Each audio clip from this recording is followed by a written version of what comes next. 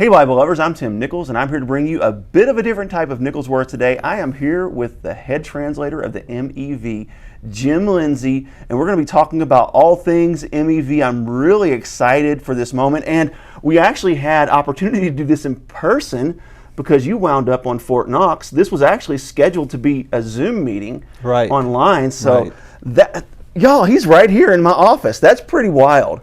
So why don't you go ahead and introduce yourself, and then we'll take it from there. Well, I'm Jim Linzey, the chief editor of the Modern English Version. It is the King James Version Bible itself. It is the 2024 English update. And so if you're a KJV only person, this is what you want. If you are a TR person, this is what you want. It's even more modern than the new King James Version. And I'd like to encourage you today, go buy an MEV if you want the most modern TR Bible. And I will put a link to the MEV in my video description. They have a couple of editions out right now. They have a personal size large print, which is the one I actually read through, and then they have the Spiritual Warfare Bible in the revised update. So the MEV has undergone an update. It came out in 2014, and then it was updated last year in 2024, and some things were fixed. So let's start off with this question. Let's just start from the beginning. What inspired you to spearhead these efforts to bring a new translation in the Modern English Version, especially in the sea of English translations that we already have? What inspired this, and what made you think this is something that we need? God. Literally, in 2005, I was renting a room in California from my mother in her triplex. I was in transition from the Army Reserves to the California Army National Guard. And so in that transition, I didn't have the income that I was accustomed to. So I was having a financial hardship. And I was literally one step from living on the streets as a chaplain, going through a real hard time. And my mother rented a room from me in her triplex. That's an apartment she used for an office. I carved out space in an upstairs bedroom, and I called it the upper room. I was putting together my newsletter for my civilian ministry, because Reserve and Guard chaplains, they have full-time civilian ministries, and mine was evangelistic. And so I was putting together my monthly newsletter, raising money for a military Bible. So I called Zondervan to find out what does it cost to have an NIV, and with my organizational logo on the cover. It was cost prohibitive. In the midst of this one newsletter, raising money, I was just staring out the bedroom window, it was a wide window, just staring at the sky, really not thinking anything. Bam, God spoke to me and said, do a KJV update. And when God speaks to me, I know it, because a righteous man's steps are ordered of the Lord. And there are times when God speaks and I don't know it, and then circumstance proves, okay, God spoke, but there are times when I know God spoke. So I began to update the KJV. When I did get an active duty tour down the road, I was able to hire scholars out of my own pocket to translate from the Hebrew and the Greek.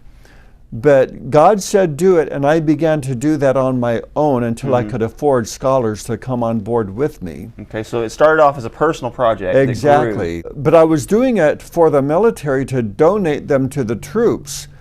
But when I began to hire the scholars, I thought, okay, this is going to be bigger than the military. So my mission changed, my focus broadened, and I did it really for the world then. It was no longer just for the military. So the MEV is really for the world, for the English-speaking world, and that's how it came about. So basically just a burden from God to have another translation. And with that said, what made you go with the Textus Receptus? Because there are two really primary textual sources. You could say three if you included, or four if you included the Latin. You have the Latin Vulgate, which hardly anyone uses as a primary source anymore. You have the majority text, which there's a couple translations that use it, but it's not heavily used, more in like Eastern Orthodox circles and things like that. Then you have the critical apparatus that has dominated the landscape, that is considered the standard, but you went with the Textus Receptus on the MEV. What drove that decision? Is it strictly because you wanted it to be in the family of the King James, or were there reasons beyond that? Well, when you do a KJV update, you have to use the TR. Yes. There's just no ifs, ands, and buts about it. Nothing else you can use. And so there was just no option. As far as I was concerned, that's what you use. Yeah. Even though I believe the Nestle-Aland Greek New Testament and USB, same thing, I believe those are the most academic. But when it comes to a KJV update, you use the Textus Receptus. Mm-hmm. So, if I'm hearing you right, you're saying you actually, from a scholarship standpoint, prefer the critical apparatus. Absolutely. But from a King James update standpoint, you feel to go with anything other than the Textus Receptus would remove it from that King James lineage. Well, I wouldn't say that it would remove it from the KJV lineage. You can, but I think the KJV is its own genre.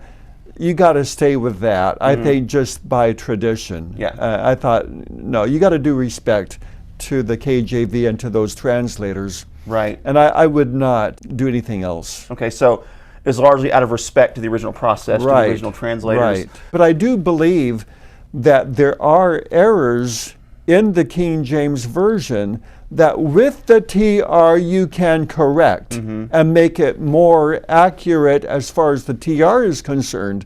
And we did that, and I'm very proud of that. Yeah. So when people say, oh, it diverged from the KJV, well, no, we're loyal to the Textus Receptus.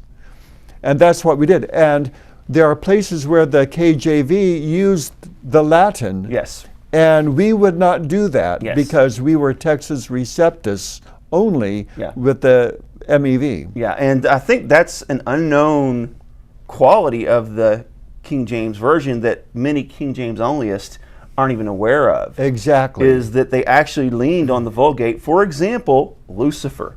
And this is something that came up, is you chose to use Shining One. Right. Rather than Lucifer. So go ahead and explain that. Well, Lucifer comes from the Latin, as you know.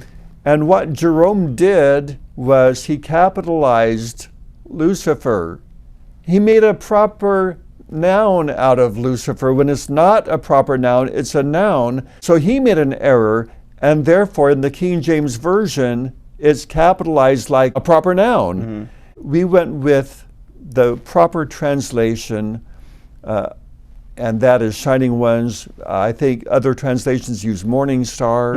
It is not a proper noun. It is means Shining One or Morning Star or Bright Star or something like that. Okay, so an off-the-cuff question here. Because you are using that language that it's not a proper noun, do you, Jim Linzey, believe that that reference in Isaiah chapter 14, you mentioned that you don't believe that's a proper noun. So it sounds like you're saying that you're not certain that's a name. So do you believe that is referring to the person that is traditionally called Satan, the devil, or do you believe that it's referring to something else? Not at all. Scholarship shows that it's referring to an ancient king.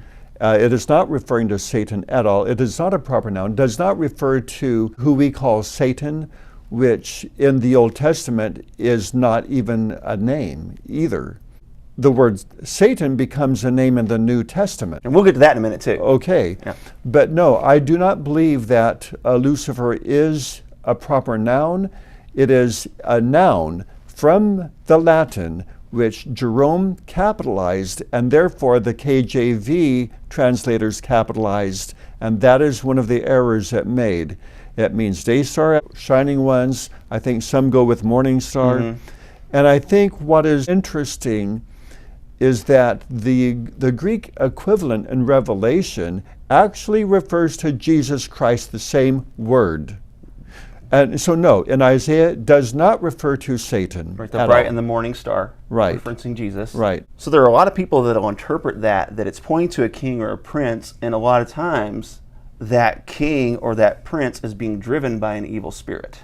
Right. Sort of like Pharaoh and beyond. So you don't think that Isaiah is referencing the spiritual force that would be backing the Prince of Babylon there, and perhaps that being Satan. You don't think that? No, not at all. In fact, when Jesus refers to Satan falling like the stars from heaven, Jesus is not referring to the Isaiah passage at all.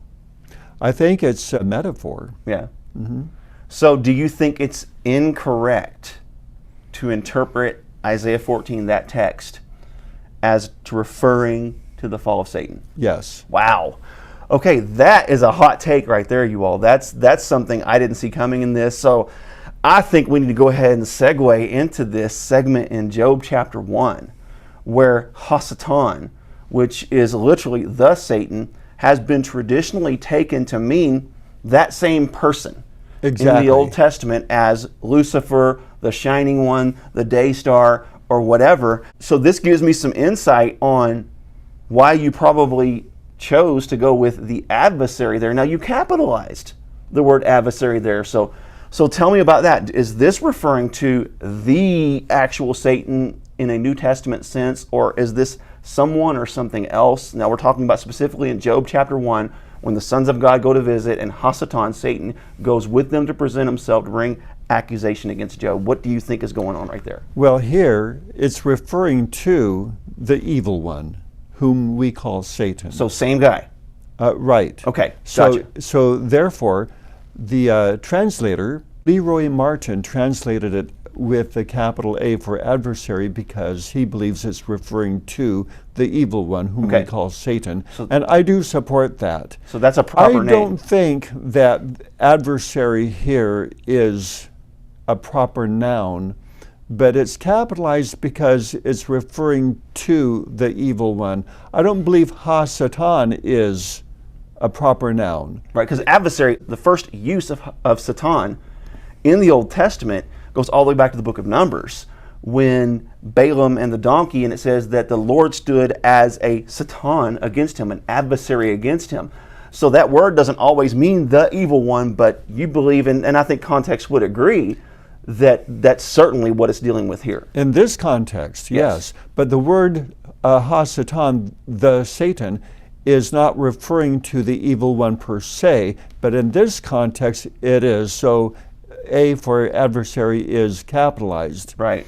But Ha-Satan is a noun, and that is not a name anywhere in the Old Testament. Right.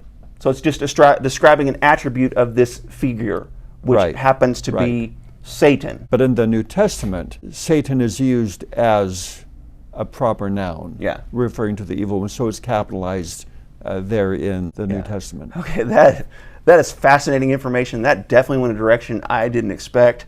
But I am really looking forward to see how the rest of this interview plays out. So we're going to go ahead and end this segment here. And I hope that you enjoyed this interview with Jim Linzey. We're going to be asking a couple other questions in the next video.